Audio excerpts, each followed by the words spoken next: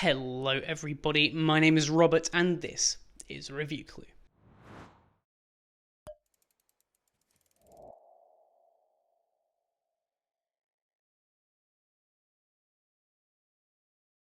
Now today we're taking a look at yesterday's Apple event, which was called One More Thing and revolved around the brand new Apple Silicon based Macs.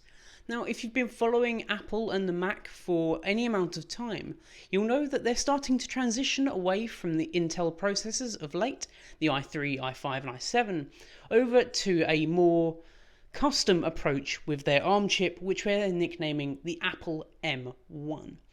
Now, ARM chips are pretty standard today in the computing world. Your iPad, iPhones, most tablets will be running an ARM-based chip now. And it's really interesting that Apple have chosen 3 devices with the same chip, and that's where they're going from here. So we've got the MacBook Air, the MacBook Pro, and the Mac Mini all running this new M1 chip. And we're going to have a look at it today and find out what's interesting and what's potentially not so interesting about this chip. But of course, if this is the first time you're seeing my face on your screen, then please get down there, hit that subscribe button, hit that bell notification icon so you get notified every time I upload. I'm just going to go ahead and say it now, thank you.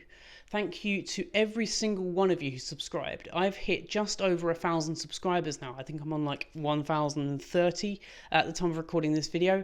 That's pretty insane. I never expected to get this far in YouTube. I do these videos just for a bit of fun. But I'm glad you guys are enjoying them. And if you're continuing to enjoy them, then get subscribed and do all of that. Anyway, let's have a look at this Apple M1 chip and look at what's so interesting about it. So this chip is built from the ground up to be brand new just for these new systems. It's using the brand new 5nm process, which means that it's a pretty small chip, and it is an SoC, or a system on a chip, which means that it has everything that it needs on one chip. It doesn't have to use the motherboard to get to where it needs to. On a normal computer, you'd have your CPU on your motherboard, you'd have a RAM in a separate place, and your GPU in a separate place. And it takes time for commands to get from point A to point B, which is where the SoC comes in. Looking at this chip, it's quite an interesting chip. It's an 8-core CPU to start with, so you've got 8 main cores there. Their main purpose is to do all of your computing power. But they note here on their website, I've got the website open on my tablet so we can use it as a reference, that it is up to 3.5 times faster CPU performance. That's great and all, but it actually doesn't note by what. So I don't know if it's 3.5 times faster than the last Mac or a computer, and everything is very vague and up in the air with Apple at the moment, in particular with this chip. As soon as we start to get it into people's hands of the other reviewers, that's when we're going to start to see these performances and whether they're actually what they say here. 3.5 times faster sounds a lot, but it depends what you're comparing it against, I suppose. So those 8 cores are split up into 2 sets. You've got your 4 high performance cores, which are going to do all your high performance tasks like video encoding and such. But you also have 4 low high efficiency cores. These are for background tasks like refreshing your emails or something like that. That doesn't need the full CPU performance, so it doesn't lock up one of the cores. Very nice. So here, I'm going to put up this graph as well behind me so you can take a look at it. The latest PC laptop chip and the M1, it's noting a 2 times faster CPU performance, but the latest PC chip could be anything. This could be the latest Celeron processor, you know, it's very up in the air. The machine's peak performance using 25% of the power of a previous chip. And that I can probably believe. Apple are very good at making power efficient hardware. So there we go. But also on this chip, we have the graphics. Now, Macs have never been great for graphic intensive workloads like playing games. But this appears to be changing with the M1. It has an 8-core GPU in it and up to 25,000 constant threads. That doesn't really sound all that interesting to me. We also have the GPU on this chip, obviously, and it is an 8-core GPU. And it apparently is very, very powerful. And it's the most powerful GPU we've ever seen in a Mac. Again, up to 2 times faster GPU performance than the latest PC laptop chip. This is something like Intel's integrated graphics or AMD's integrated graphics. Both notoriously not great at GPU performance. 2 times, I can probably believe that, but again, we'll have to wait and see just what the reviewers say. And again, 33% of the power. These are very power efficient chips, and it's something that Apple does very well. So on here as well, we do also get a machine learning chip. This has a 16-core neural engine built right into that system on a chip, which means that it's going to be really good for machine learning and doing other computationally powerful things. In particular, on the MacBook Air and MacBook Pro, we've still got a 720p webcam, which is pretty naff in this day and age. But this neural engine core apparently is very good at making it look less like a potato. So an interesting use, but I'm sure as developers get these in their hands, they'll find better uses for these super powerful chips, in particular the ML chip. It will be very good at doing scientific research. So the Mac Mini is becoming more and more interesting by the day, but we'll check out the actual devices in a bit. Serious performance, ridiculous battery life, yes. If the claims that they note here are real, then it's pretty insane. So they're saying for the MacBook 13-inch, up to 17 hours of web browsing and up to 20 hours of movie playback. And for the MacBook Air, 15 hours of web browsing and 18 hours of video playback.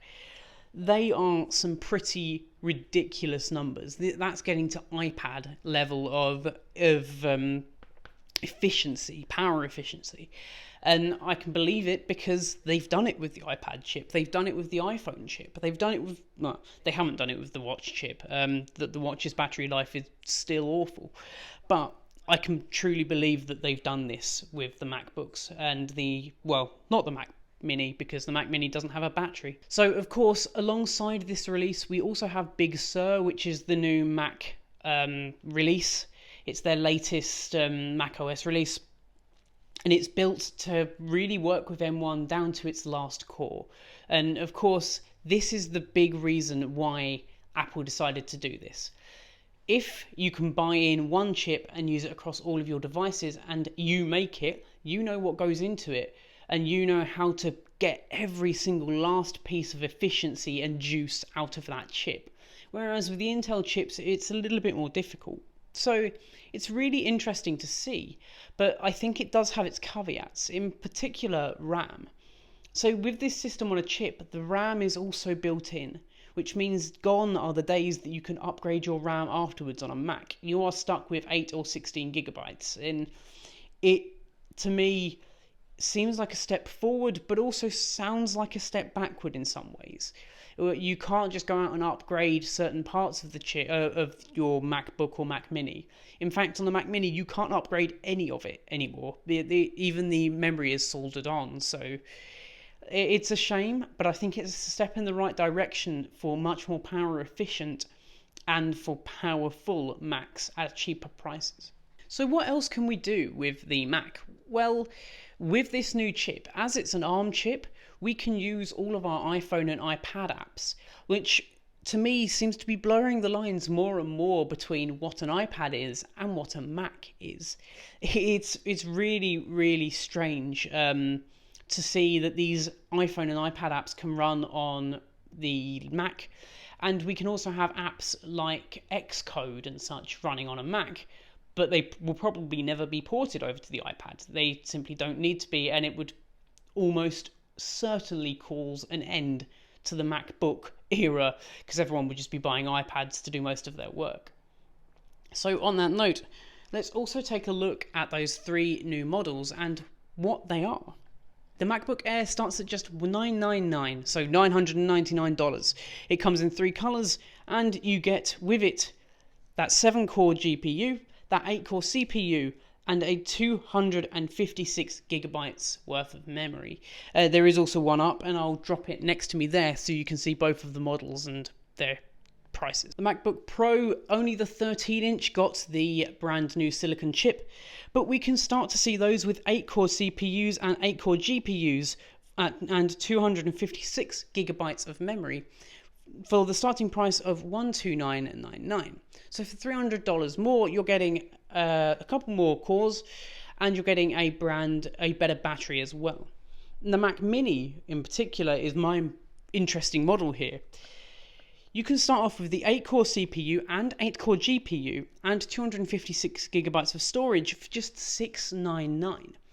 That's an insane price, and it really feels like a compelling buy now, because this has the same chip that the MacBook Pro does now and the MacBook Air does, which means that you're going to get the same performance, and if their claims are correct, a tower PC performance in something that's got a tiny little footprint. Now, I'd love to get one of these in, but I honestly don't know if I'm going to be able to afford to get one. But I will definitely check them out and take a look at them, because I'm really interested to see just how this new M1 chip, I'm really excited to see how this new M1 chip really does stack up against PCs. Anyway, guys, what do you think of the M1 chip? Did you watch the event yesterday? Did you enjoy the event yesterday? If you did, let me know in the comment section down below. And of course, don't forget to get subscribed, hit that bell notification icon, and I will catch you in the next one. Adios.